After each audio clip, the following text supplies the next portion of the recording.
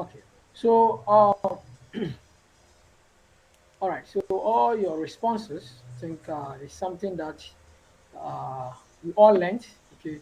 So what you know is what you have shared over here.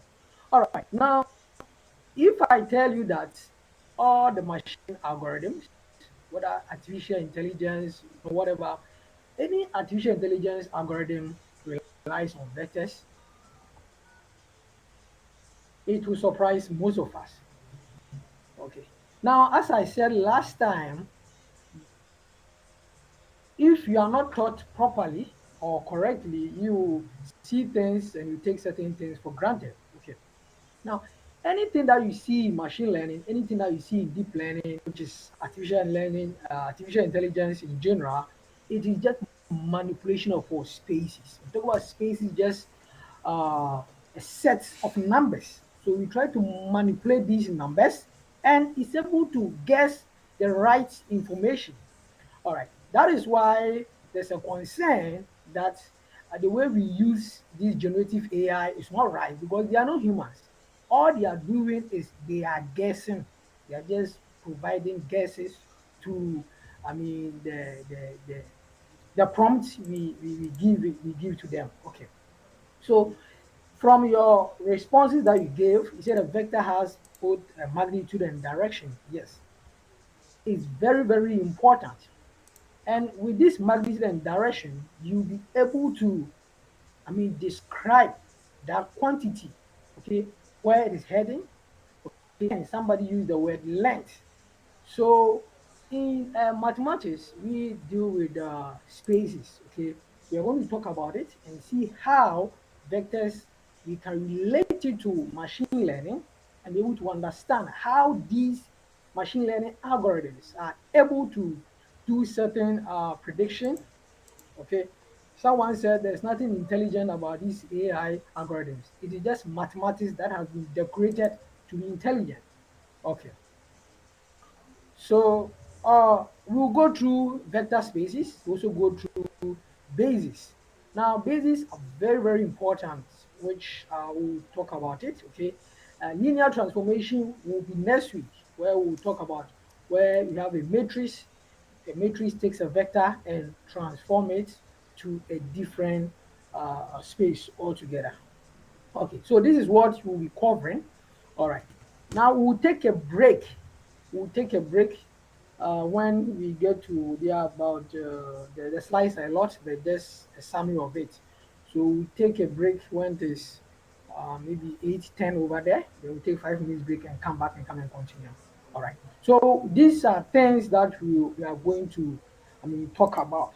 So as I said earlier on, if you have a pen and a paper with you, please get it ready because you are going to do some mathematics. Okay.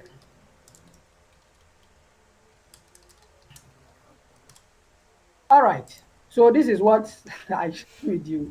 That machine learning is just what the math behind the algorithm. Okay, so that's why he's asking, what the hell is this? Okay, machine learning, mathematics was there before machine learning came. So all the machine learning algorithms are all mathematics. Okay. Now this statement is very, very important. Okay. Now when you take machine learning, it is built on three pillars. The first one is linear algebra. Now, when you take linear algebra, it helps us to represent and manipulate data. Okay, how do you data? For example, if you are working on a project that is going to, I mean, classify breast cancer, which is a tumor from non-tumor. Remember, if it's machine learning and you are using extracted features, features that you've extracted, okay, you will see the dimension of tumor, these numerical values, and it will be given to you like what yesterday you did with Jeff. To give it to you in a table form, on a tabular form. That is your data. So we use linear algebra to be able to represent and manipulate these data. Having done that, the next thing that follows is calculus. That is what we'll be doing next, I mean, our next internship, which we'll learn how to fit a model. Okay, in calculus, we'll talk about optimization. Then the last one is probability theory and statistics. Having, I mean, represented your data, having also fit your model, you also need to find a way to interpret it. That is where statistics and also probability comes in. Now you see that when we are coding, or when you see people working on AI projects, they'll be in the coding, you think this guy knows how to code. But those people, they sometimes, not all, but sometimes they understand the mass that uh build them. So anytime the thing is not working, they know how. And one thing I also saw that such people, anytime they publish their paper, you see the mathematics in it. Last time a professor called me that he wanted us to work on a project, and he was saying that, Siama, this thing and the maths involved there, can you do it as a prof? I'm now, working on the maths seriously. Because when you are doing any publication, you will never see any code in the paper. All you see is mathematics. So I asked myself, is AI mathematics or is coding? And I realized that it's just the mass that has been decorated. All right. So remember these three pillars. Okay. So linear algebra, calculus, and all probability theory. So if you happen to meet this thing in school, please take them seriously. Because if you want to, get into it, you need these three. Need these three. All right.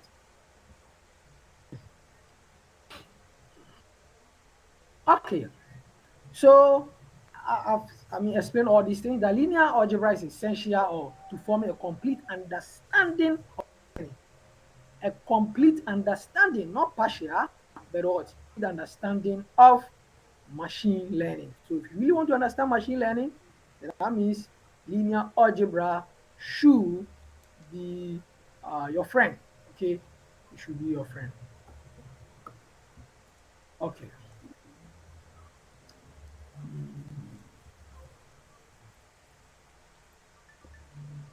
okay, all right. Sorry. Okay, so the techniques from this discipline are below. Okay, is any algorithm in artificial intelligence, relies on linear algebra. Okay, so any algorithm, most of the algorithms artificial intelligence, they rely on linear algebra to data. Okay, so let's us get to know some stuff about it. And there's something we also discover, okay, that one of the issues that we have is computing powers. That means this GPU, now NVIDIA is now all over. Why is NVIDIA all over? Because the guy is making money. Anytime we want to run any AI model, we need a GPU. We need GPU. Now, for us to be able to do faster computation of complex systems and extract hidden relationship, it all relies on linear algebra. Us to be able to do faster computation of complex systems and extract hidden relationship in any data set, all of them relies on linear algebra. So you see, sometimes the way we are trained this part of the world, so I started doing this machine and deep learning without any or paying attention to this linear algebra. My focus was the code. I wanted to code. I wanted to learn how to code. I was coding machine learning, but don't know, I was just like a follower. I didn't know. So, well, when it happens like that, there's no way you can create any novelty anywhere because what people have built, that is what you are building on. Okay. So now, when you talk about a vector, you all define it. It's just a list of numbers, but the position of each item matters a lot. The position of each item matters a lot. Okay, so where the element or where the item is in the vector, that is the position, is very, very important. It's very, very important. Okay. Now, we are in machine learning, we are going to deal with the column vectors a lot. So a column vector, you all know, we write it this way, okay, which you can put your letters. Uh, I'm waiting for my touchpad. It hasn't come yet. That is what I'm using though. Maybe let's see next week. I'll get it so that I'll be able to do the proper thing on it. Okay. Yeah. So you have it like this. This is a column. Okay. Now each entry here or the position of each entry is very, very important. It's very, very important because when we get to matrices, you realize that you can have a matrix, and in a matrix, you can have a vector, and that vector will be a specific feature that we are interested in. So you can have a matrix. Inside a matrix, we have a vector, and that vector corresponds to a specific feature that we are interested in. So it tells you that the position of the element plays a crucial role. It's very, very important. Now, as I said, in machine learning, we will deal with column vectors a lot. But when you're writing column vector, it takes a lot of space in our books, also in our writing. So we try to translate or use the vector, which we see it in a short time. So if you look at this is list of some vectors over here, okay, some of them you know them. So when you look at, I mean, this is the position, the first position, second, third. So we call this one uh, a vector of third dimension. That is why you see the arrow over here. This arrow here stands for real numbers. Okay, that means of the order three, meaning we have one, two, three. Okay, now when you take this dimension, those of us who did engineering, we have I think this. I don't know whether I'm drawing it properly, where you can have your Z over here, where you have your Y over there, and you have your X over here. Okay, so this dimension is what we are talking about. That means when I take this vector, I should be able to represent it here.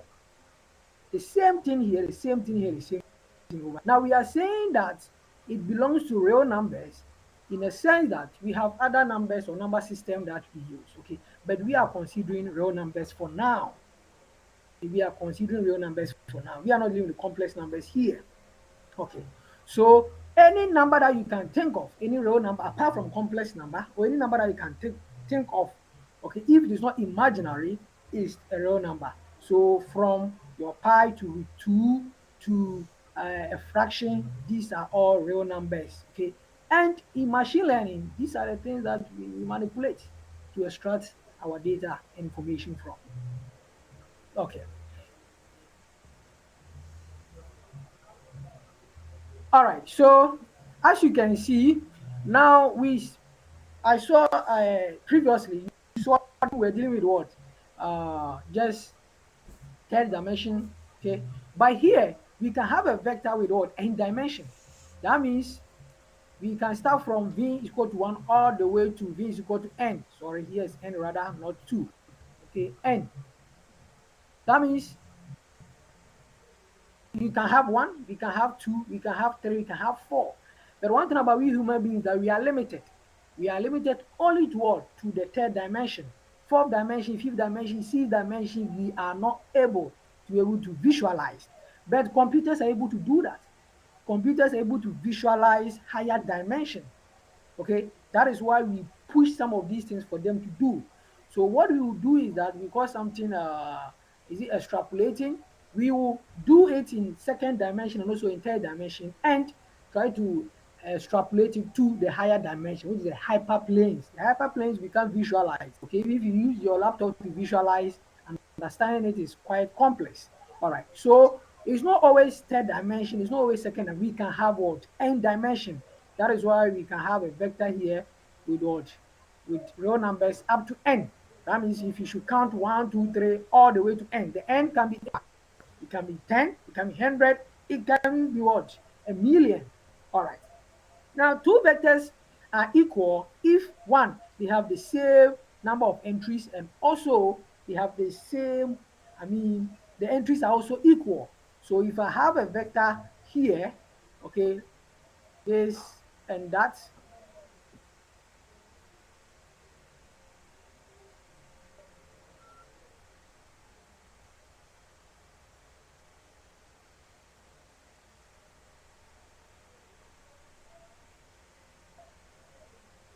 Okay.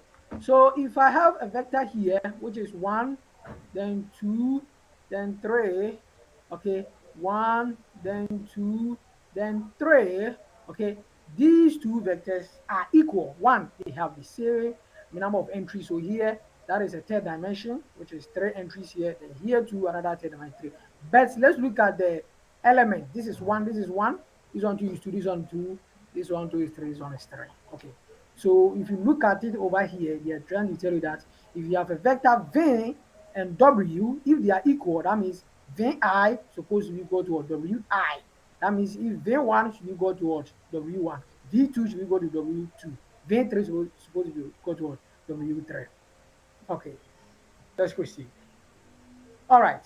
So the N over here talks about your space.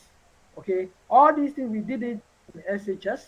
All right. And some of you also have done it in the university too as well. Now, when you take this, we call it the Euclidean space. And machine learning algorithms like nearest neighbor, they use this space to be able to know whether, I mean, 2 points are similar or they are different. Okay. But we have to be able to distinguish the spaces. So when this we have dimension, which is one dimension, you just they call it a scalar, or you can find it on a number line. Okay, when you have the dimension is two, that means it's a two-dimensional Euclidean plane. It's a Cartesian, I mean, plane or the coordinate that we use in formats where we draw, we have a graph, we have the x-axis and the y-axis. So that is that. Then when we have third dimension, engineering students, when you are doing, you are dealing with mechanics, you need to draw this, and that's where we now introduce another uh, axis, which is the z. So here is the y, and here is my x. Okay. So here we are move from a plane now to a 3D. Now, what about 4D? I can represent 4D because 4D representing it is quite, I mean, difficult. So if you look at the images, you see that this is of R, okay, 1. That means I'm in the one dimension. This is of R, okay, 2, because we are using two what? In entries to describe it. That's what all these things are all two entries. Then when you see this, that is the third dimension, okay? So which is third dimension. That means I'm using what? 3 points to be able to describe or three values to describe a point in that space. And this is the fourth dimension. As I said, the fourth dimension is quite difficult to visualize. Okay. All right. So that is that. Now, so as I said with regard to the column vector, because the column vector is what we use mostly in machine learning, but the column vector, it takes space because when you try to write it like this, it's going to take a lot of space. So what do? We try to represent the vector using what? A row vector. So when you convert a column vector to a row vector, we say you are transposing it. So the vector has been transposed.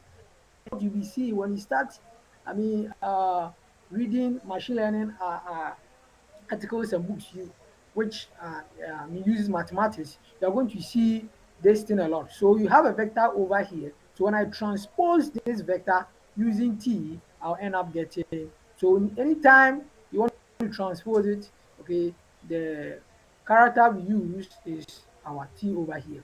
So these are examples which are over here. So I have a vector over here. This is a column vector. It has been transposed to this. So this is a vector of dimension n because start from v1 all the way to vn and has been transposed. So this is a row vector, this is a column vector. You can also have a row vector that will be transposed to give you a column vector. So when you transpose a vector and transpose it again, you just come back to the same place. So that is why you see this. So this is a vector that has been transposed, and I transpose it again, I'll still, I mean, get the same thing. So if I transpose this, I'll get this row vector. If I transpose this row vector again, I'm supposed to get what? A column vector. Okay, supposed to get a column vector like this. All right. Okay, so let's look at it. Now you all said vectors they have what? Magnitude and what? Dimension. So let's take a practical example where we have a data set. In a data set, what we are taking into consideration is the height and the weight of the student. So I can have a vector where each entry, because I'm dealing with two features over here, the best dimension to use is what? Is the second one, okay, which I'm supposed to use this dimension because I'm dealing with two features. So when you are training your model and your model is like images. Images, the number of pixels that you have in an image is equal to the dimension, the system works with. Okay, so we human beings, as I said, we can go upward to the third dimension. Hyper, dimension or hyperplanes, we are not able to see it. Okay, visualizing becomes difficult.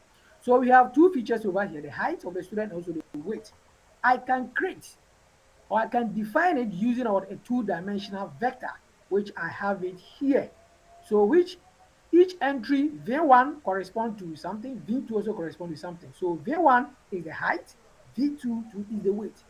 So if I want to do any calculation, you see now I have taken my feature now. Now it's now in what? In a vector form. So that is why we said for linear algebra, our ultimate thing is what? And how to represent the data and extract whatever information we want from it. Okay. So let's take something else. So we have a vector over here.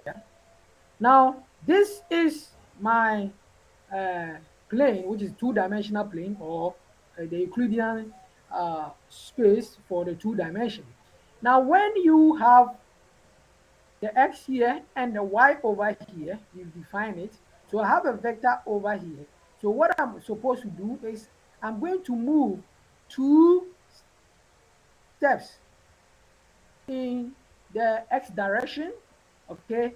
Then I'll again move three steps in the y direction. So it's the same as moving from the origin straight away to this place.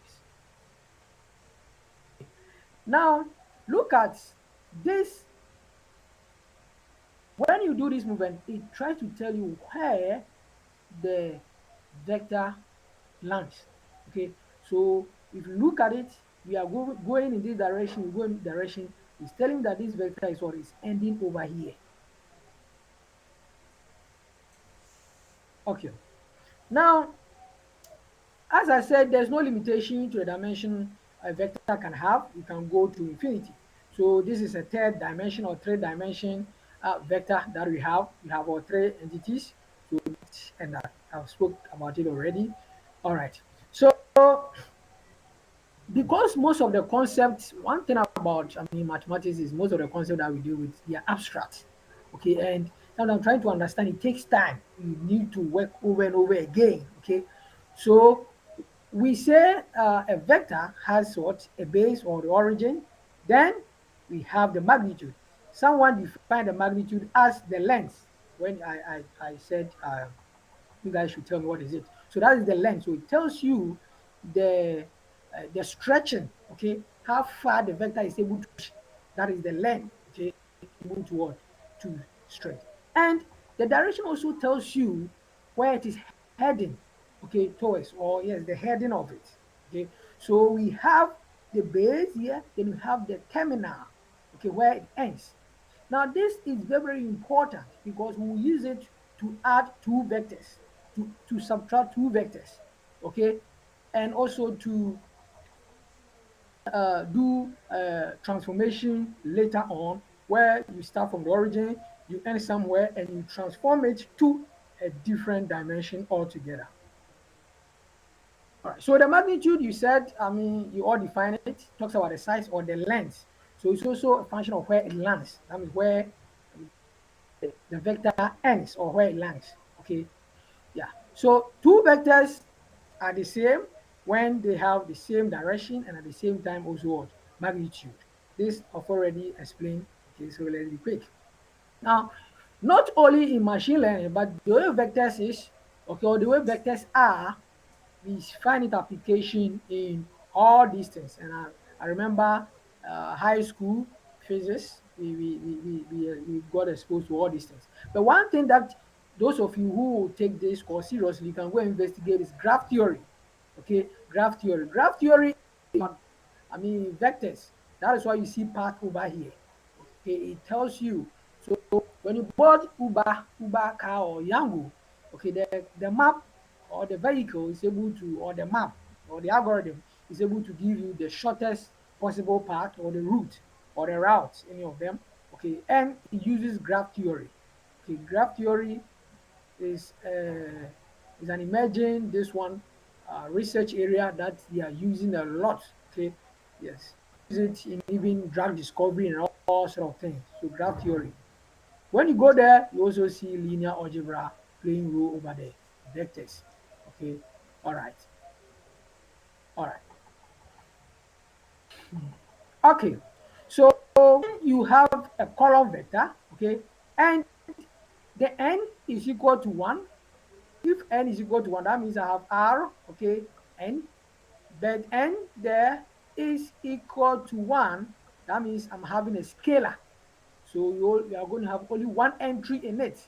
And half entry means you are having a scalar. Okay, so that is a scalar. And a scalar can be a real number, any real number at all that you can think of. Okay, 5, 2, negative, okay, just a single number, that is a scalar. All right. Now that we know about scalars, we can also add vectors.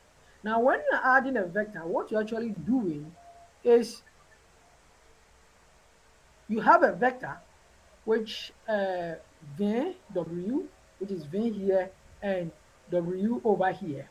You want to put the two together. Now, where one of the vectors end, that is where the other one continues. Okay, so we say that when you're adding vector, there's a term that they use. It's not translate. One of them stretches, which is when I get it, I will tell you. So we have a vector here, which is 2, 3. Now, if you look at the vein, this vector, we move this, then all this. So this is where we land. Okay. Then we have another vector over here. We move 2 in the x direction, then 1 in the y direction. This is where we are. Now we want to add these two vectors. What can we do? What can we do? Now what we can do is we can say that okay, so where this vector end, because we said vectors they deal with the direction and also magnitude. Where this one end, I can also try to carry this, draw this one, and put it on this. So this one moves 2x direction, then 1 y direction. So I can stand here and say, okay, I can extend this also to here. So it's just like you taking this, carrying this, then come and draw it over here. So it's like a transformation. If you look at it, it's supposed to be parallel. So if I carry this in a parallel way, okay, with the same equal distance, so if I should extend this back like this, I can carry this and come and land it over here. So I'll be able to get the addition of these two vectors. Why? Because this one starts from here, it ends here, then this one continues. So if I can start from here and move all the way to this place, I know the addition of these two vectors. So you see the way we are manipulating spaces. Okay, we want to add two vectors. Okay, one, we draw it from the origin to where it lands or the terminal. We take the other one, we continue.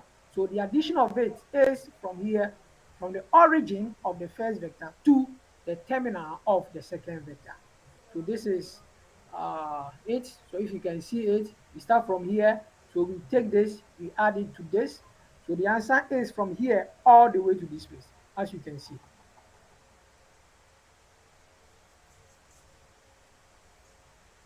Okay. Now, someone is thinking, so all these things that you are talking about, how is it going to help me in machine learning? Now, one of the things that we have to appreciate is there are certain things we take for granted. For example, when you're using your mobile phone, you don't know what goes on, but you're able to use your mobile phone to do all sort of things. Now, all these things that we are doing play a crucial role in the development of any machine learning algorithm. So if you understand it well enough, when you are building it using coding, okay, it will not be any big issue at all. Right. So scalar multiplication, I've defined a scalar. A scalar just have only one word entry in a vector. Okay, so just only one value in a vector. So we can you can use it to represent a real number. So this one just a variable that is a member of this. So any real number that you can think of. Right. So when you have a scalar, what a scalar can do to a vector is it stretches it. It tries to stretch it in space. Okay. So when the scalar is greater than 1, It will keep it in the same direction, but it will stretch it. Okay, I'll show you a diagram. So this is what you see over here. So we have a vector. Okay, so this is the vector that we have over here. Now I multiply with the scalar. This scalar is more than one, so it tries to what? It tries to stretch it. So it's stretching the vector. Yes. Now when we go back, we see we have a vector which so we have a scalar which is between this, which is between 1 and 0. So what it will do is it's going to shrink it. Okay, so it's going to shrink the vector. A typical example is when you have this. So here it is shrinking the vector. So we have a vector over here to squeeze it to make it small. Then when you have the negative try to reverse it. So it will reverse it. And we use this negative in vector subtraction. So if you want to subtract two vectors, you just have to what?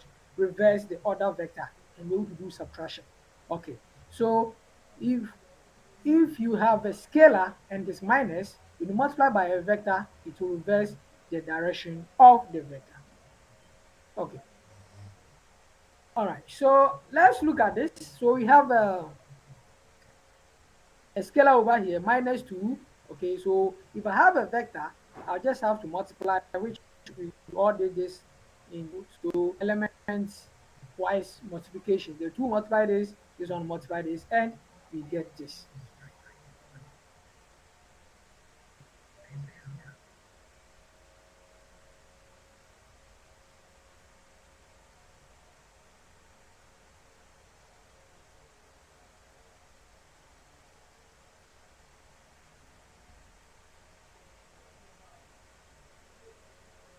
Okay, so now if you look at the previous example that I gave, we had a vector, and a vector is 2, 3. That means it moves in the x direction of 2, then y direction 3.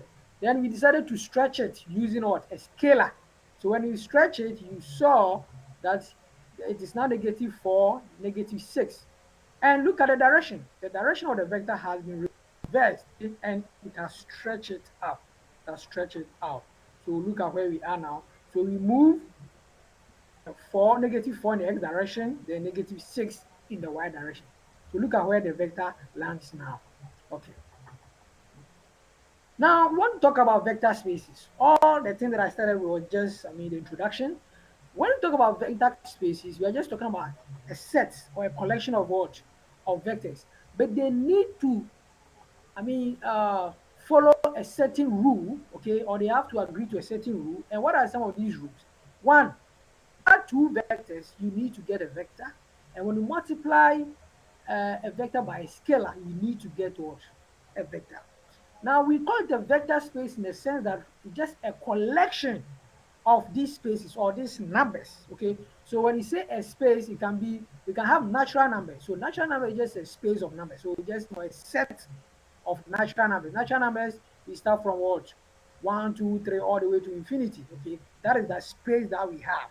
So if I add two natural numbers, will I get a natural number? Subtract two natural numbers, will I get a natural number? If you subtract two natural numbers, you'll be getting a negative.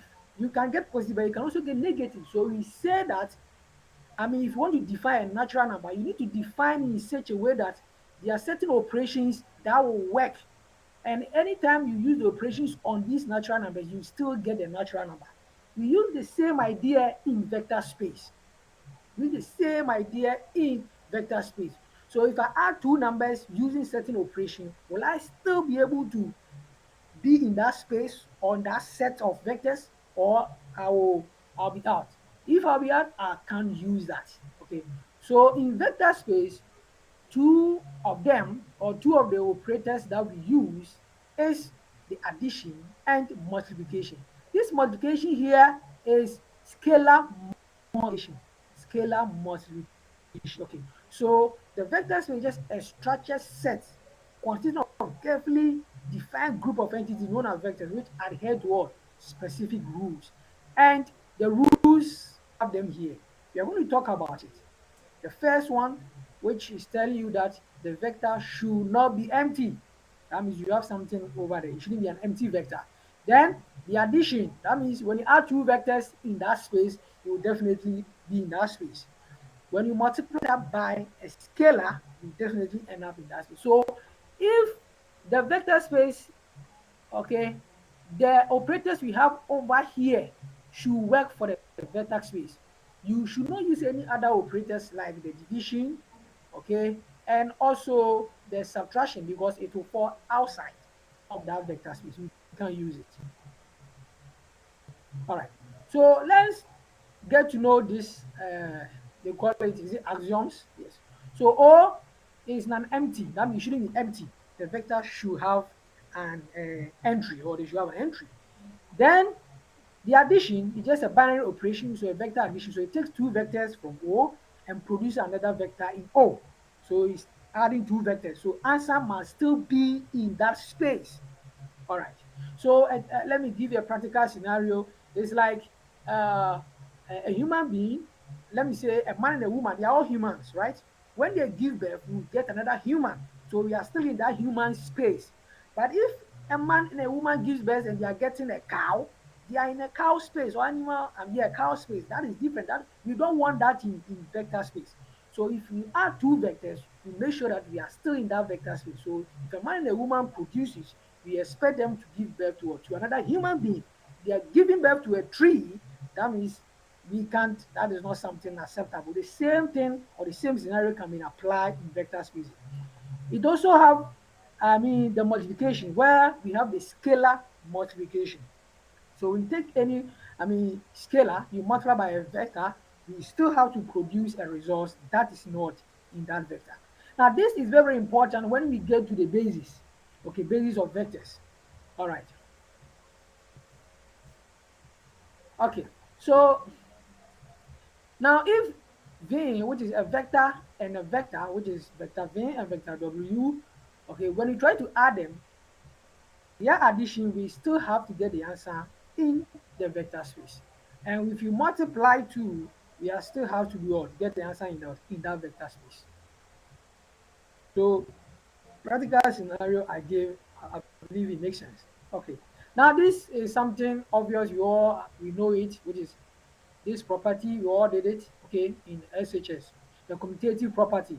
V plus W is the same as W plus V. That means if you have a vector, okay, I have a vector here which is 1, okay, then 2, then I add it to another vector which is uh, 5, then let's say uh, 4, okay. According to this, I mean, property, it's saying that it's the same thing as when I turn it and I make it what? 5, 4, okay. Then I add it to 1, okay, 2. All right. So that is that. All right. Okay. Now we also have the associative property. Okay, associative property. So here, if you look at it, it's like me using the parentheses to regroup. So if I add this and their results, I add it to this. It's the same as me adding the first two and adding the results to the last two. That's associative property. And some of them are very, very, very important. So I'll stress on them. This property is very, very important. Okay.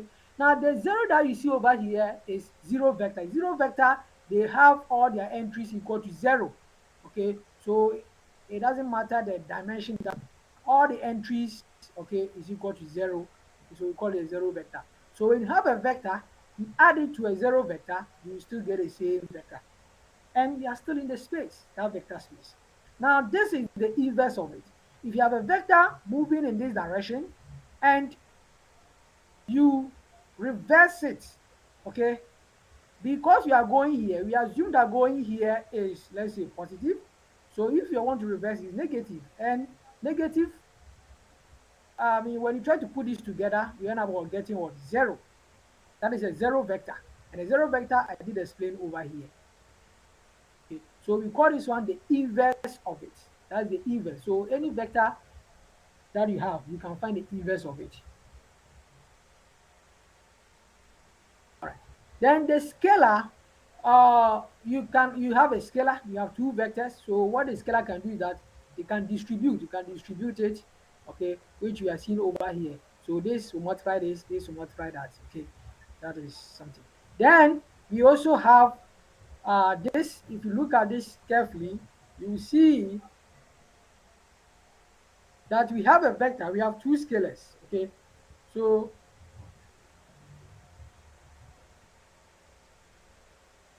we have two scalars over here. Okay, so what we can do, we can also distribute the vector. So the vector can be distributed. If you look at it, so this can take this, then this can take that. Okay. Now all these things, somebody is wondering, say, are you going to do the calculation? No. That is why you're going to learn the coding. So the TS will take you guys through how you have a vector, write a script to do all these things. Okay. That is what you will be doing during the lab work. Okay. Now the last two, which we have this. Okay, so here we have two scalars, they are multiplying. Okay, it is the same thing as multiply one of the scalar by the vector, and when you get the answer, you multiply by another scalar, which is the scalar and the next scalar. Okay, all these things, I mean, something because scalars a single entry is not a big deal, but when you're dealing with the matrices, that is why it becomes a little bit confusing. All right, so this also is very, very important. That is the identity. So if you have a vector, a unit vector, which I mean a vector with ones, okay. So we have a vector over here, which they're all ones, ones, ones, one in it.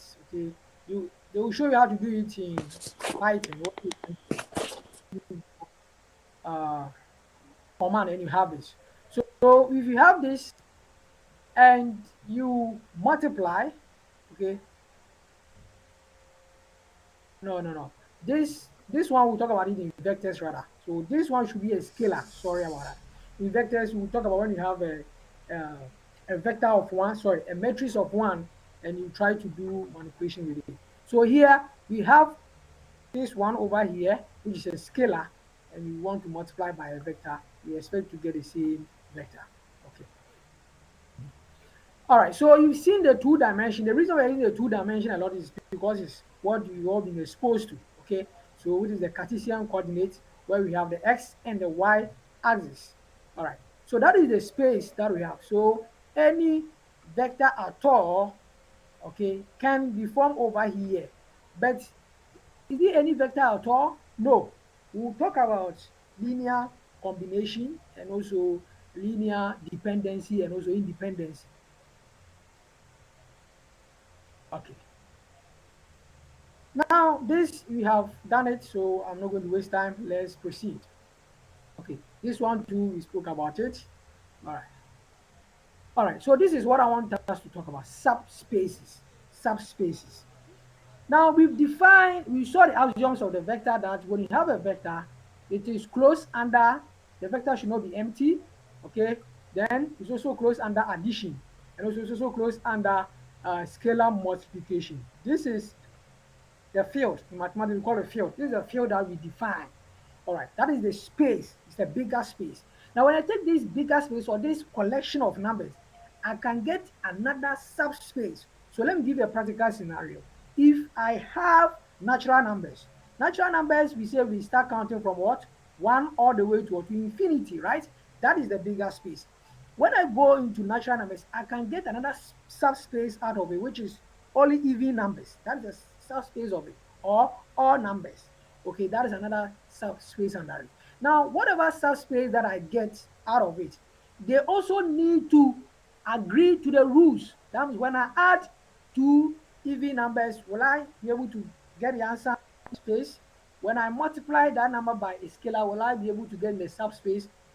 So when you have a subspace, you should also agree to the rules that we've already, I mean, declared for the vector space, which is the vector addition and the scalar addition. So if you have a subspace that does not, follow the rules, it can be a subspace of it. It can be a subspace of it. All right. So So a subspace of a vector of n dimensional, okay, is, we said it should be an empty, okay, that means an empty subset where the vector, is of this dimension. Now, We saw the addition over here. Okay, they also saw the scalar. So a practical example is what I gave, that we have a space of what, natural numbers. So natural numbers, I can get even numbers, I can get all numbers. All these are subspace. But if I define a natural number by using this rule, that one, the natural number should not be empty, the natural number should, addition should work for it. Then multiplication also should work for it. That means my subspaces, they all have to agree to that. That means when I add two even numbers, I should be able to number. If I multiply an even number or a scalar by an even number, I'm supposed to get a number. That is what it's trying to explain over here. That when you have a subspace, the addition, scalar multiplication must still work here for it to be a subspace. If it doesn't, then it's not supposed to be a subspace. Okay.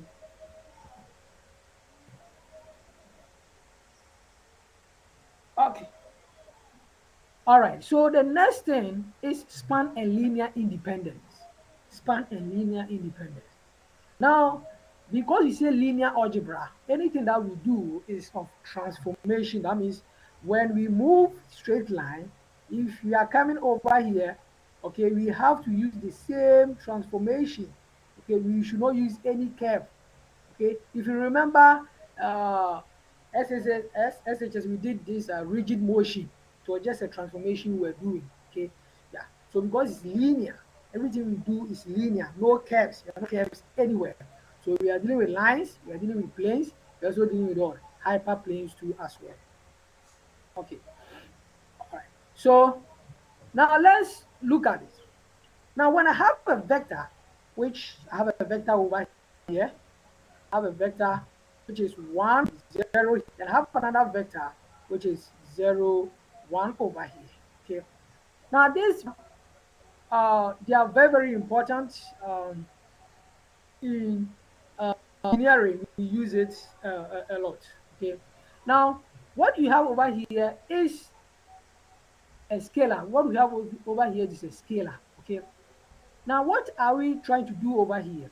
We are saying that when you take any vector, when you take any vector, for example, when I have a vector which is 2, 3, okay, according to the span and the linear combination with the independence, I can express this vector, okay, using some, combination. We'll talk about it. I don't want to mention this, but we call it basis. Using some basis where I can have 1 here, then 0, okay, then I'll put my 2 over here, plus then 3, then I have 0, then 1. Okay.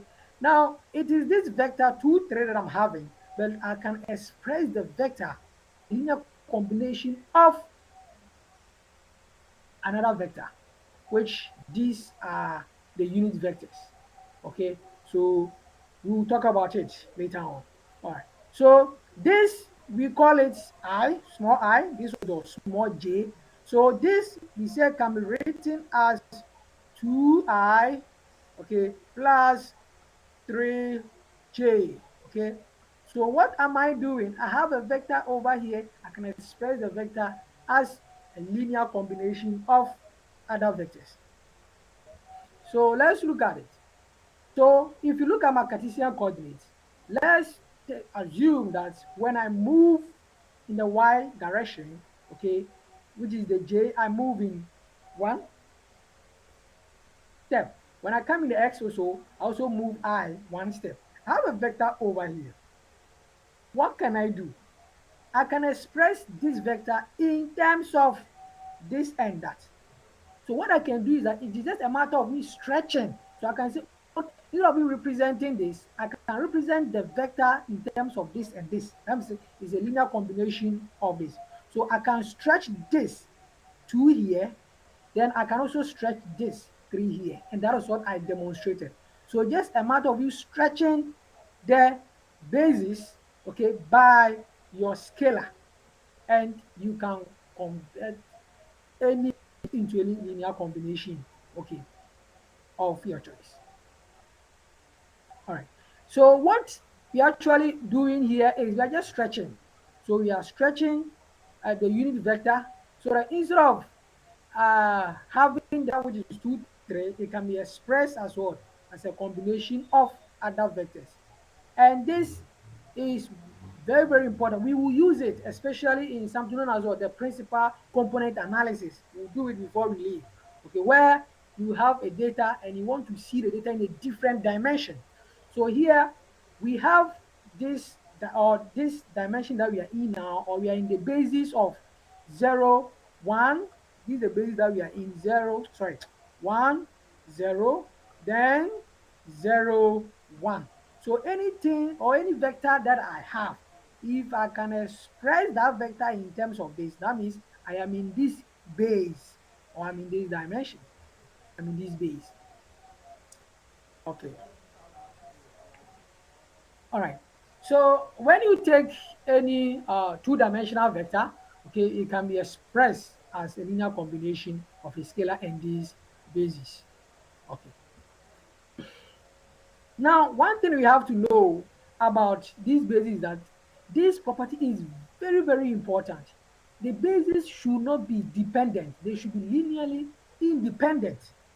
That means if I add 1, or if I multiply, let's assume I have, let me show you this. If I have a base which is 1, then 1 here, okay, we'll get to that, but I want to explain something to you. Then I have another base which is 2, 2 over here. You agree with me that when I multiply this, let's assume this is my, sorry, this is my I, and this is my J. If I multiply I by 2, you realize that I'm getting what? J, right? So when it happens like that, we see that these two vectors, they are dependent. They are linearly dependent. And we don't want that. We don't want that. We want them to be linearly independent. That means if I take this path, I should go, there's no way that whilst I'm working on this path, it will bring me to this path. Okay, so there are two paths over here. If maybe Jeff is standing here, Jeff is walking towards it. There's no way that Jeff is walking towards this direction. You'll be getting close to this. It will never happen. So in vectors, we want these bases to be linearly independent, and we'll talk about it. It's very, very important. That is what we use to be able to compress a lot of, data, okay, in principal component analysis. Anytime we are compressing, features, want to use that approach. We don't want them, okay, to be linearly independent. All right. So linear independent can be defined using. So when you say something is linear independent, that means if I have a scalar and I multiply the scalar by a vector and I have another, or I have a list of vectors. So I have a vector here, v1, then v3 all the way to vn, and I multiply these vectors by the scalar. Okay, when I sum all of them, if I get 0, it means the vectors are linearly dependent. Okay, now, but for the vectors to be linearly independent, we only have only one rule, and it is this rule that we are talking about over here. Now, if a vector, for a vector to be linearly independent, that means apart from the vectors becoming 0, that means for this thing to be 0, that means the vector that we have over here, they all have to be 0. This one has to be 0, this one too has to be 0 for this condition to be true. If the vectors here are not 0, but when you added it, you had 0, that means they are linearly dependent. Let me take it again so I don't get confused. This is the formula to, tell whether a vector is what? Linearly dependent or independent. For a vector to be linearly dependent, when you multiply the vector by a scalar, or we multiply the vectors by a scalar, we add them, you're supposed to get 0. Okay. But for linearly independent vector, the only time you get 0 is when all the vectors are 0. That means when here is 0, here is 0, here is 0, and you multiply them, okay, irrespective of whatever scalar you have over there, 0 multiplied by any number, you still get 0. That is the only time you get linearly independent vectors, they will get 0. If they are not, if they are not 0, there's no way you get 0. So once you do this calculation and you get 0, it means the vectors are linearly dependent. But if they are linearly independent, there's no way you get 0 unless the vectors are 0, they themselves are 0. Okay. So as I said, so this, for this to be linearly independent, okay, is when here is 0 and here is 0. So if here is 0 and here is 0, that is the only way, irrespective if I put here to be 4, okay, I put here to be 5. Okay, that is the only way this place will become 0. Then we said the vector is what? Linearly independent. But if this place is not 0, but here is 1, here is 1, you agree that there is no way if I have alpha here, okay, then I have a 1, 0 here. Then I have plus here, I have my beta here, then I have 0 here, then I have 1 here, okay. There's no way that this place will run to 0. It will never run to 0, okay. There's no way. Now am I saying that because here is 1, so even if,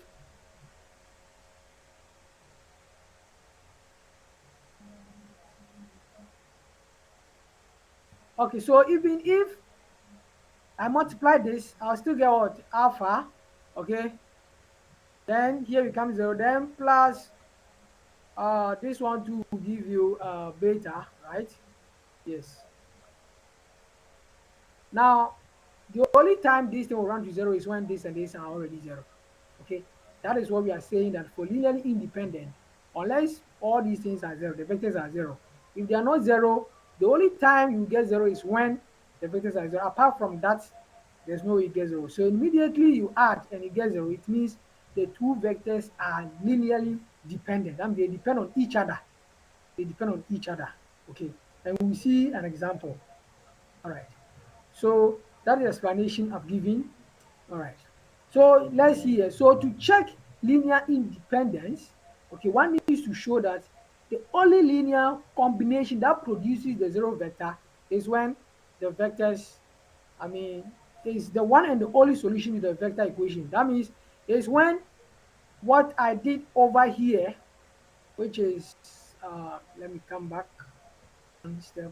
Yes, what I did over here, when this is 0, when this is 0, and you get 0 at the end. Okay, but when the vectors are not 0 and you get 0, it means they are linearly dependent. Okay. All right, so let's look at this practical scenario so that you understand it properly. Now we have a vector here. Look at this vector 1, 1. We have a vector here 1, 1 here. We want to find out whether they are linearly dependent or linearly independent. We have another vector. Now you can tell me, okay, those of you are, I mean, most of you, you can tell me that there's something happening over here. Okay, what is happening here? You can type it in the chat. What is happening here?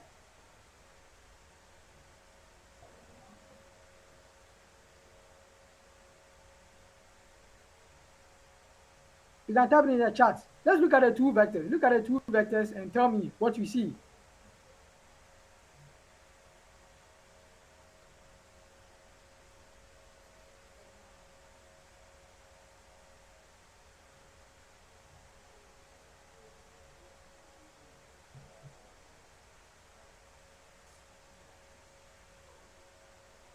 I'm waiting, guys. Let's be quick. Let's be quick.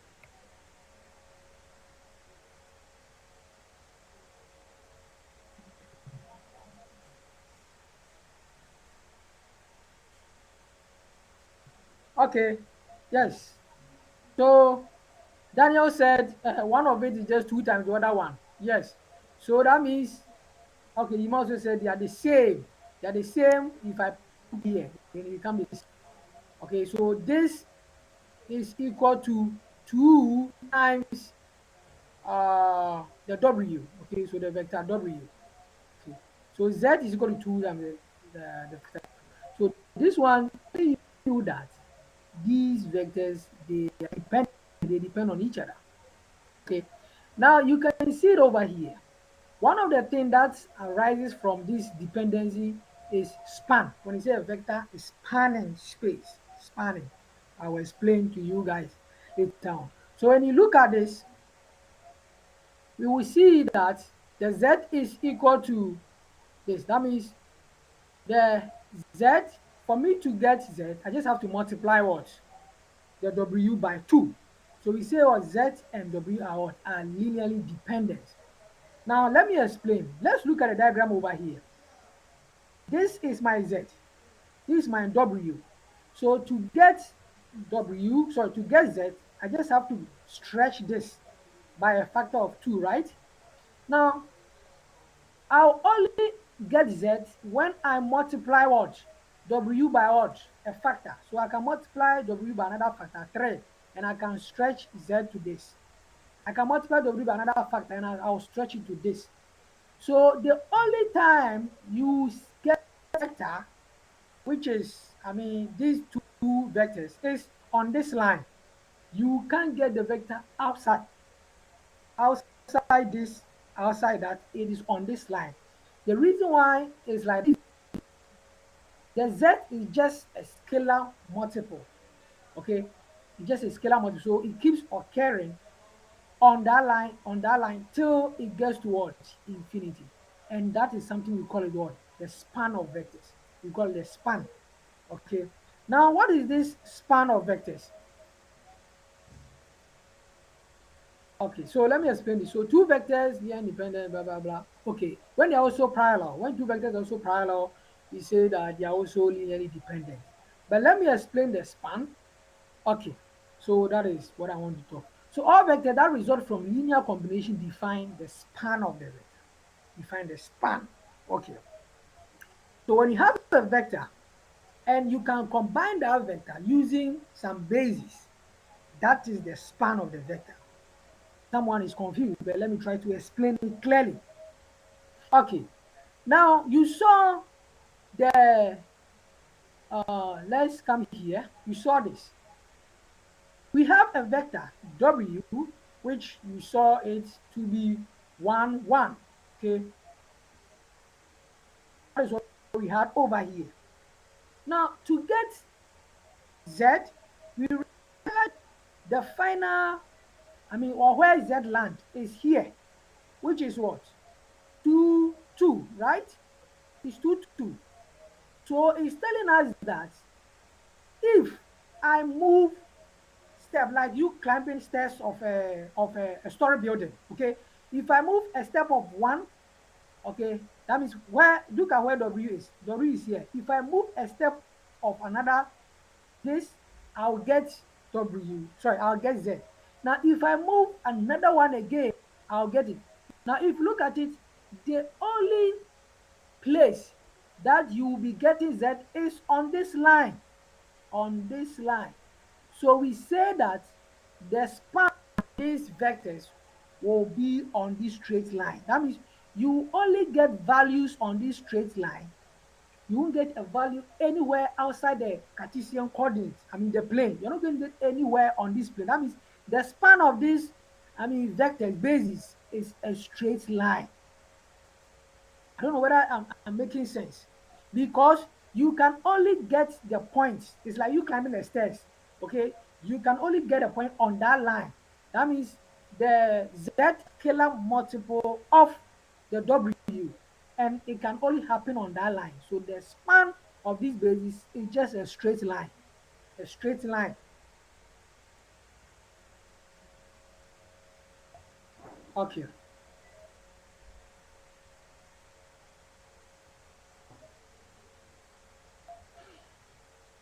Okay, so that is what I did explain over here. Okay, so if you have a vector here, okay, if it is, the vector is yes, linearly dependent, as you say, w is just a line, so it's just going to be a straight line. It's going to be a straight line. Okay, because you will be getting, because we saw the z is equal to 2 times the w. Okay, if we can only get the z, so if this part is the w, for you to get z, it must be on this line. To get another z, it must be, to get another z, so the span of the vector w and z is just a straight line. The reason why it's a straight line is because of the basis. We saw the basis. It is linearly dependent. That means one vector depends on the other. Now let's look at this. This is a plane, the Cartesian plane. All right. Now that one is the span of the I and the J. Now when I draw this, when I draw this, okay, this is your I, this is your J, okay. Now we saw that if I have a vector, I have a vector 1, 2, okay, I can express this vector as uh, 1 here, which is equal to 1, 0, then plus 2 here, which is equal to 0, 1, right? Now, if I change this to, let's say, 5, and I change this to, let's say, 7, okay, irrespective of whatever real number I put over here, whether it's negative or positive, I can still get the value over here because this value is just we stretching. So if I want 5 in the x, I just need to stretch the I 5 points. If I want 7, I just need to stretch this the z 7 point, and I'll be able to get the vector over here. So I can get a vector here, and get a vector here, and also get the vector here, and also get the vector here. So that is why the span of the I and J is a plane. It's a vector space. It's a plane. So on this plane, I can get any vector at all. Can get any vector at all. That follows the addition and the scalar multiplication that we spoke about or we discussed. Okay. So the last, I said we'll go for break, but I don't know, we don't want to waste time. So let me complete it because the session is recorded. You can also go and the last part is basis and dimension. All right. So we spoke about the subspaces, and I said the subspaces is just another set of your vector that can still or still follows the rules that we define. The vector should not be empty, which is, and also you should, I mean, when you add them, you should get a vector or you should get the answer in the vector space. And also when you multiply by a scalar, your answer must still be in that. Okay. So the basis of a subspace, okay, should span the vector and also should also go linearly independent. To span the vector and also what? Linearly independent. That means if I say to span the vector, I did explain. If your span is a line, that means all your vectors must fall on the line. If your span is a plane, okay, that means all your vectors must fall in the plane.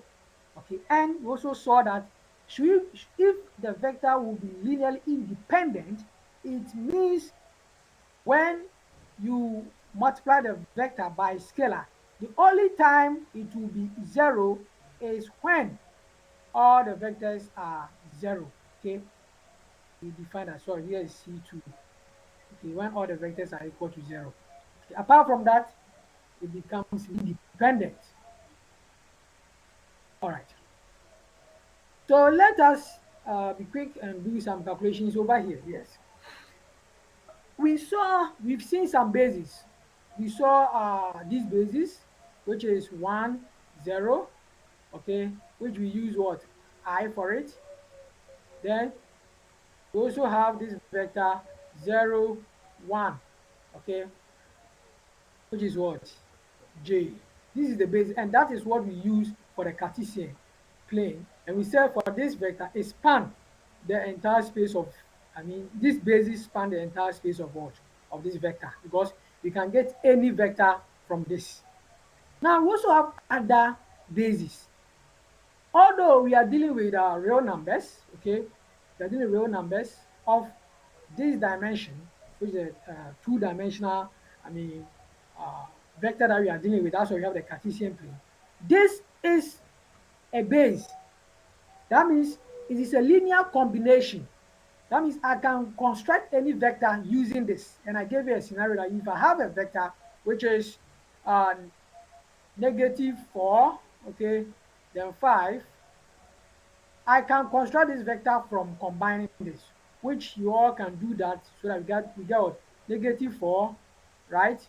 Which is equal to 1, then 0, then plus I also have 5, which is 0, 1. Okay, so I have a vector negative 4, 5.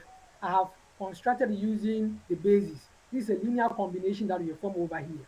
Okay, one thing basis does is that it talks about perspective. Okay, that means if you look at these guys, they are arguing. This guy is saying he counted 7. This guy is saying he counted 5. Now, if you are the person standing here, you need to understand they are all counting based on their perspective. That is one thing basis does. Basis, I mean, we can view different vectors using different bases, and the basis will tell us the perspective. Okay, that means we try to warp space. If I say try to warp space, we try to turn it upside down. Okay, so a typical example is this. We have a vector over here, which this is the Cartesian plane. So we have it in this direction. We have a vector here, and we move 2x, then we move 3y. Okay, so that is a vector over here. So I form a linear combination using the basis over here, right? So this is the basis I have over here.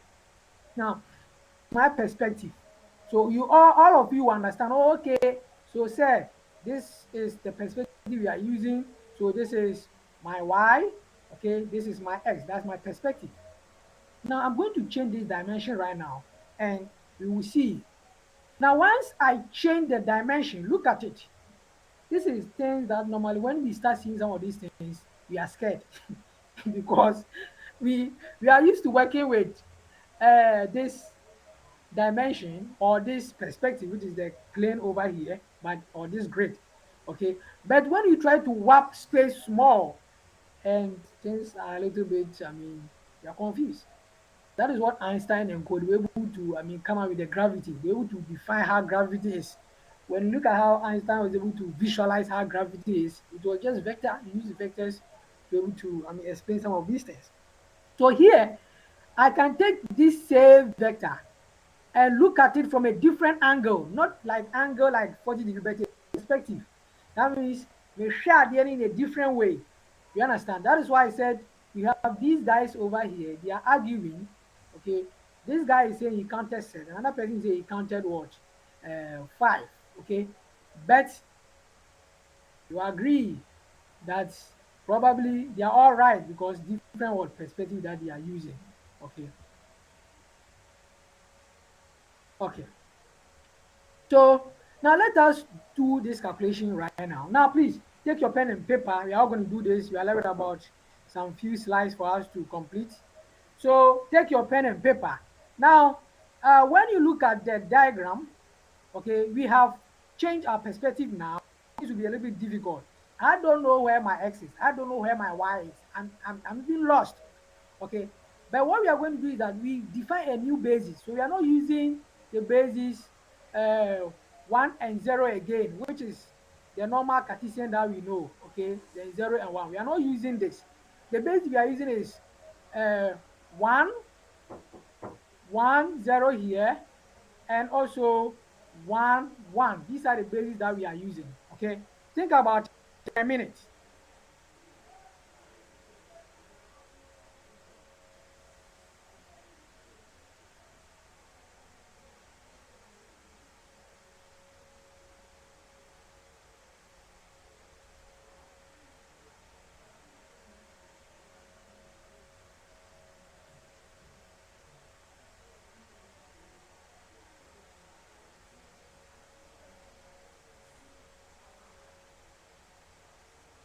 Okay, so when you look at it, we have this basis. Now, what we are going to do, we are going to use the same thing that we'll be doing by using the linear combination, right? So what we want to do is that we're able to express this using the Cartesian, I mean, coordinate or plane, okay, which I did previously. Now, what we want to do is how are we going to see this new base or when we change our perspective? That's what we have over here. So if you look at it, our base which have 1 0 then 1 1, then what we do is that this is our new vector when we view in the new base, although this is the vector that we are supposed to view in this base, which is the 1 0 and the 1 1. This vector, when we view it in our new basis or our new Cartesian coordinate plane that we are dealing with, this plane, how is it going to be? Now I'm giving you guys uh 3 minutes. Try to get me the value of V1 and V2 right now. 2 minutes. So 3 minutes is fine. Get me the value of V2 and V1 right now. Time starts now.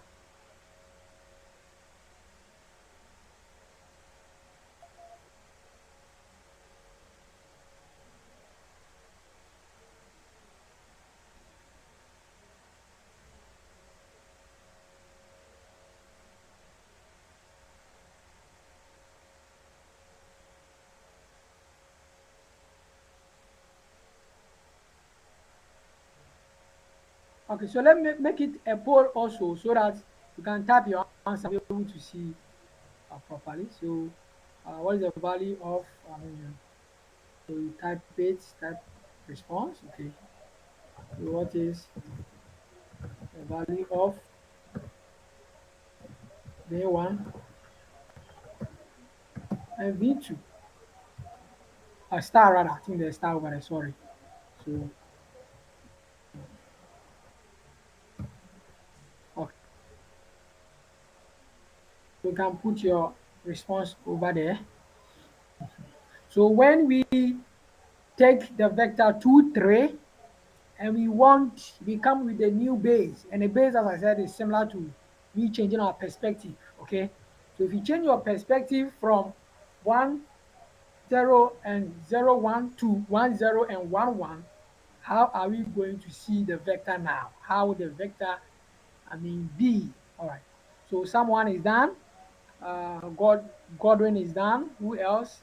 I'm seeing a lot of. Please try and do the calculation and provide your response here. Okay, you will see. mm, yes, who are working. Try and do the calculation. Please try and do it. Try and do it because your homework and assignment is going to be some of these things. And your lab work, as I said, your TAs will take the lectures or the lecture that we had here and try to provide it in a code for you guys to do it. Okay, and you can even plot the graph too as well. All right. So let me check my timer. Okay, so less than almost 30 seconds more. So still type your response. Type it. Type it. Okay, so more people are saying. Okay, let's wait for them. All right. Okay.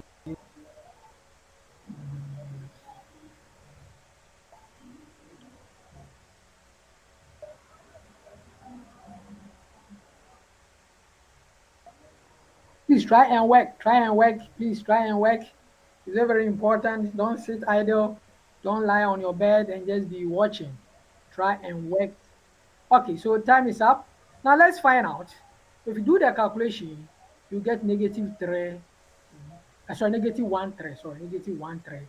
And that is what most of you said, -1 3. So if you look at it, we started with a vector, which is 2, 3. Okay, in so 2, 3.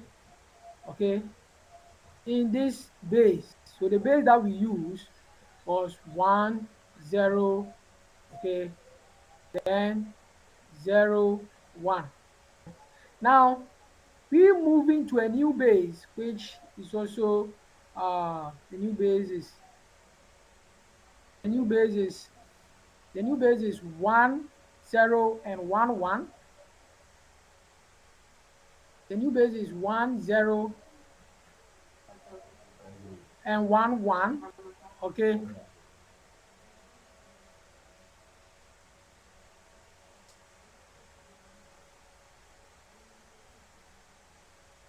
Okay, so when we change this to this, okay, we saw the new vector that we are having now is what? -1, then what? 3. -1, 3. Okay, so you see, somebody will say that I'm seeing 2, 3. Another person say I'm seeing -1, 3. Okay, The difference is just what the perspective or the base that we are using. The base that we are using is making it look like that. Okay. Okay. Yes. Now there's this research one of my friend is working on, quantulet wavelets. Okay, quantulet wavelets. This one used in signaling and image processing. Now they all use the basis. Okay, so you see how some of these things are. Now you see somebody writing code and all doing those things and doing signaling processing. Hey, this guy is doing all miracle. No, it's just linear algebra. So when you take an image, you can take your pixels and try to form your pixels in a combination of all these things, and you'll be able to uh, mean represent your signal or your image in a different perspective and work with it. You get it? So we saw the vectors that we started with. We had a vector which is 2, 3, but in a different base, which is a different base, it's now changed to what? To negative 1, 3. That doesn't make it wrong. It's just that we want to transform it to a different base so that we can work it, I mean, efficiently or effectively. The same thing with signaling processing, okay, and also digital image processing. So these bases, I mean, we call them wavelet bases, and they are used. So all the algorithms are built on some of these things, and we use it. So change of base is very useful because you can find properties of a vector or data using different bases or spaces, which allows for faster computation. You see it? So you changing from one base to another, it allows you to work efficiently. It works efficiently. So whilst I'm exposing you guys to some of these, you start thinking when you have a data, what can you do? Can you write a script to do this, to do that? That is what you should start thinking about now. Okay, so you have a data. Can you try to change from one base to another? Okay, so if your data is a 2D means you have only two features that you are working with. Okay, can you transform it to a different base? Okay, if you are dealing with a data which is about let's say a 6 dimensional vector, can you transform it? Now, as you can see, when you change the basis, it's very useful because it helps in faster computation and even better results when dealing with our machine learning models. Okay, so we are about to end, but we have an application here, so application of all the things that we've learned related to machine learning. So get your pen and your paper ready because we are going to calculate. All right, so this house, maybe I want to buy it for who? I want to buy it for Coco. Yes, Coco is my student too, so please don't mind me. I want to buy this house for Coco. And we went there and they have certain rules, I mean, or properties or features that these, I mean, houses they have. Okay, so let's find out the features of these houses. They will know what to do. Okay, so the features when we went to buy the house, they said, okay, the price of the house depends on the number of bedrooms and also the number of bathrooms they have. The number of bedrooms and also the number of bathrooms. Now, those of you who've been doing machine learning, you'll be seeing this data set on Kaggle. Housing pricing, Jeff, I don't know if you're aware, housing pricing, all these things, you see them. All these things, application of uh, all these things are application of change of basis. Okay, so we're moving from one base to another. So these are the features or these are the measurements that we are interested in. Okay, features is same as measurement. So number of bedroom or and also number of what bathroom that we have. Okay, so let's find out. Now I have a base over here. So I'm coming up with my own base and I'm saying that if I have this base, which is 1, 0, will point in a direction where the number of bedroom increases. So I'm saying that this corresponds to bedroom, this corresponds to bathroom. Then when I come here, I'm saying that this will point in a direction where the bathroom increases. This, you agree with me, will correspond to what? Bedroom. This one will correspond to bathroom. So you see, I'm just having my features, and somebody will use say the word we are encoding. We are encoding features. Yes. So I want to bring my features back to vectors so that I'll be able to, I mean, move it to a different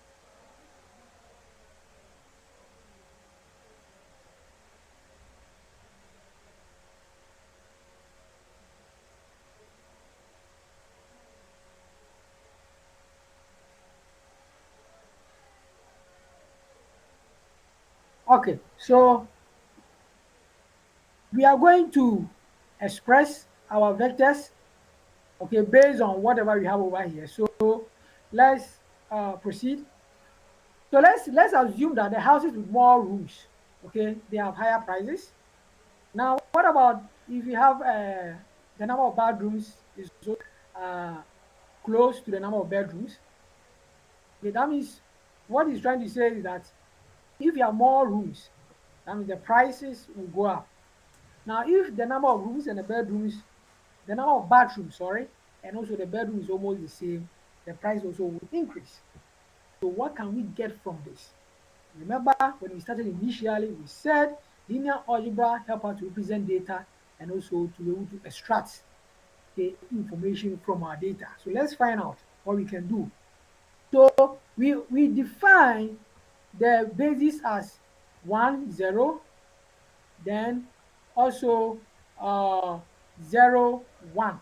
And here we said here we are the number of bedroom is increasing, here to bathroom is also increasing. Now I came here and I said, no, I want to change, have a different base. So look at the basis I've defined now. Now here, what I'm saying here is that one, the increase in bathroom, so the increase in bedroom and increase in bathroom is almost the same. You have one here. Okay. When you come here, I'm saying that when there's an increase in bedroom, there's a decrease in corresponding what in bathroom. I hope you are following. Now, with the new base, the previous base that we defined here, we said here the bedroom was increasing while bathroom stayed the same. Here, bedroom didn't increase, bathroom increased, but I've transformed this to a different base because the measurement, there were two. The prices, okay, depends on either we have more bedrooms, okay, or the bedroom and the bathroom almost the same, and that's what has been defined over here. So what we are going to do is that we are going to transform this and do the calculation. And after the calculation, we see the significance of our new vector that we'll get. So let's assume that this is a house I want to buy for Coco.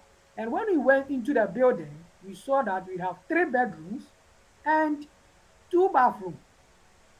We have 3 bedrooms and 2 bathrooms. Now, what does this tell us? Now, if I use the basis I have defined, which I said, let's assume that increase in bedroom also correspond to increase in bedroom. Then increase in bedroom will lead to decrease in bedroom. If I want to see the new perspective, okay, how I'm going to look at my data and which this value that we have over here, okay, how is it going to be? I can do the same calculation that we did. So I want to give you guys another 2 minutes. Let's try to calculate this right now and get me the value of W1 and W2. Then we will find out the significance of it. Why we have to change from one base to another to be able to know what these features they represent. All right. So time starts now. Uh, 3 minutes is fine. So start. Okay, I'll make a poll. You type your answer. Okay. All right.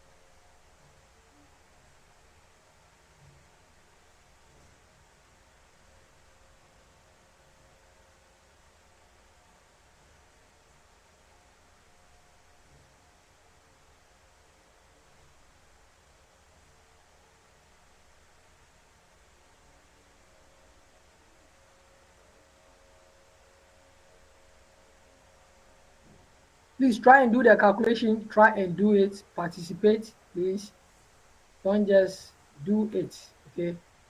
But it is this one that you transfer all of them to the coding. So try and do it so that when you are doing the coding and you write a script, it doesn't work. You can do the calculation yourself. All right. So yes, I saw. Yes. So Daniel said 5/2 then half. Uh, okay, Coco 2 is a 2.5, the same thing. Then 0.5. Okay. So let's see the answer. Okay. All right. So when we view the answer, you will. Oh, sorry. Okay. I think I already answered somewhere. So the answer is 2.5, which is 5/2. Okay. 5/2 and 0.5. 0.5. Okay, so let me explain the significance of this. Now, we said the base that we are using over here, let me be quick. The base we are using over here is the bedroom increases with respect to what? To the bathroom, okay? Now, here, the bedroom increases, but the bathroom decreases.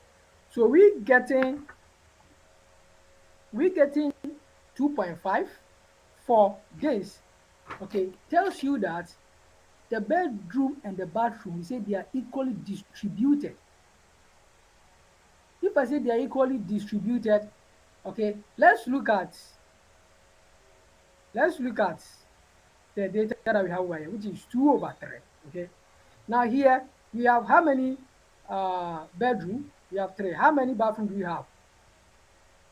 Two, right? So it is almost, that's why I say equally. It is not 100% distributed. So we say it's almost equally distributed. Okay. Now when we come to this, okay, here we saw that when you increase the bedroom, you decrease the bathroom. But we had a value of what? 0.5. Okay. So if we are getting 0.5, it means it is half, okay, half of the bedroom. Okay, so when a bedroom of, let's say, how should I even explain? Let me use this to explain it well for you guys to see. All right. So here, okay, so 2.5, we stretch it, okay. So if we are supposed to, no, 2.5 should be here rather. Let me get it here rather. Okay. Right. So 2.5, we go all this way. That means we say they are equally distributed. But half of it, which is half, if this is the base that we are looking for, we just pick half of it. Okay. So the house, which we have three bedrooms and two bathrooms, okay, if we change it to this base by saying that, let us find out if the number of bedrooms and the number of bathrooms, they are equally distributed. Okay, yes, indeed, it's true. We get that distributed from the 2.5 that we had. Now, if you compare it with the one that we had over here, which we had the bedroom increasing while the bathroom is increasing, you see that we are getting 0.5. That means it is half of the bedroom. Okay, that means if the bedroom is increasing, the bathroom is over. That is the meaning of it. Okay, so that is that. Okay, so when you look at the change of base, we can move from one perspective to another. Okay, by looking at how the data uh, is. Okay, so by taking 2/3, okay, we are saying that here, so I say 2/3, we are taking 2, 3, we are saying that when you pick this part, we are getting 2.5, it means the data is almost equally distributed. That's why I get a 2.5 for it. Okay, but if you try to go the other way around, okay, we say that the bathroom is going to fall 1 than the other. That's why I had a 0.5. So anytime if you have the rooms to be, let's say, 4, you just have to find 0.5 of the subete, which is what? 2 of, okay, meaning of that. So the basis can help us to be able to extract valuable information from data and also help us to do computation faster. Okay.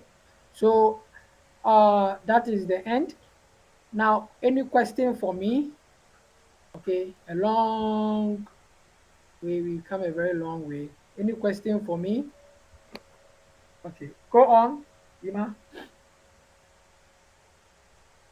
Go on, ask your question.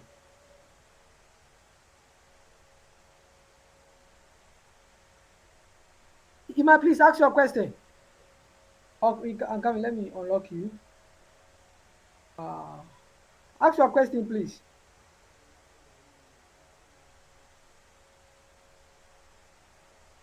Ima, ask your question.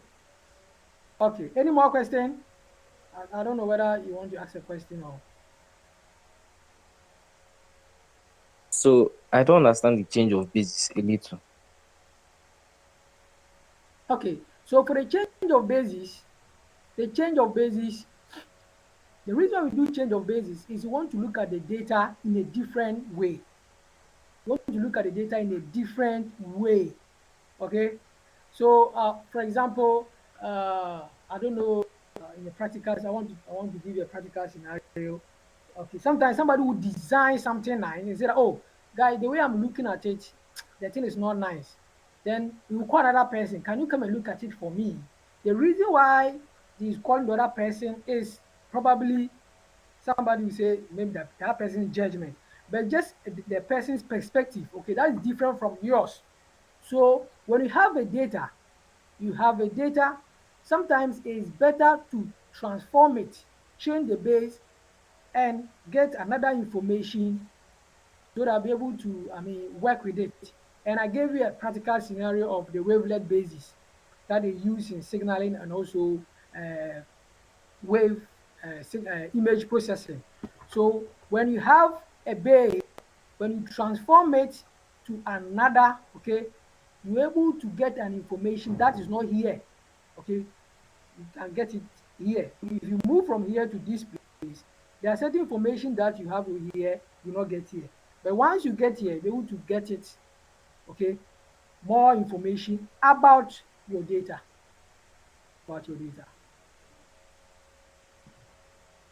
Ima, are you okay? Yes. All Start right. also.